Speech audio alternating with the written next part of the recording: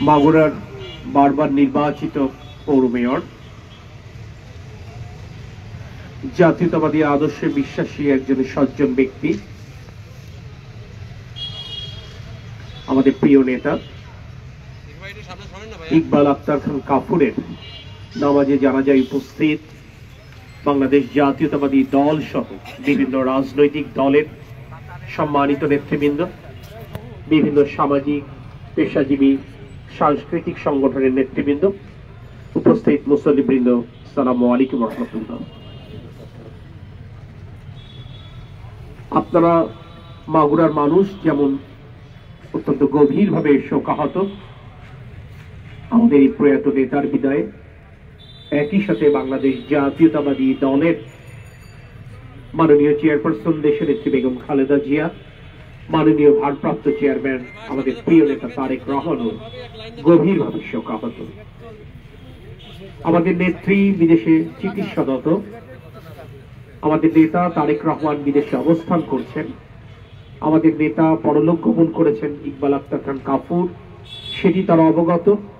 তারা গভীর শোক দলের পক্ষ থেকে ব্যক্ত করেছেন, আমার সাথে কথা হয়েছে এবং আমি এই জানাজায় শরীক হব সেটিও তারা জানেন। আপনাদের কাছে শুধু এই বার্তাটুকুই তারা দিতে বলেছেন। দীর্ঘ ফ্যাসিবাদ বিরোধী আন্দোলনে ইকবাল আক্তার খান কাফুরের যে অবদান, আমার দল বিশ্বাস করে মাগুরার মানুষ সেটি শ্রদ্ধা ভরে স্মরণ করবে।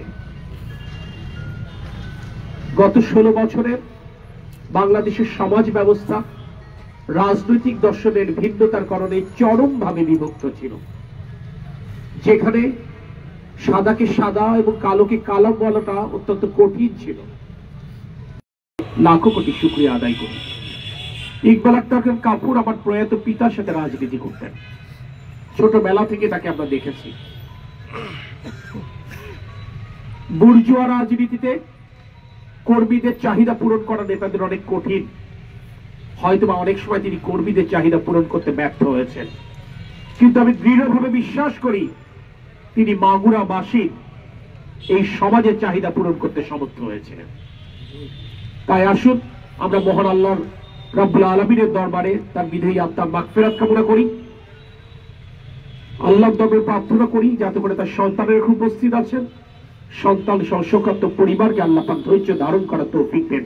আর মানুষ চলার পথে ভুল হয়, যদি কোনো ভুল ত্রুটি হয়ে থাকে তার সন্তান তুল্লামি, তার রাজনৈতিক কর্মী আমি এবং আমাদের দলের পক্ষ থেকে আমরা আপনাদের সকলের কাছে করজোরে বিনতি করছি, আপনারা তাকে ক্ষমা করে দেবেন।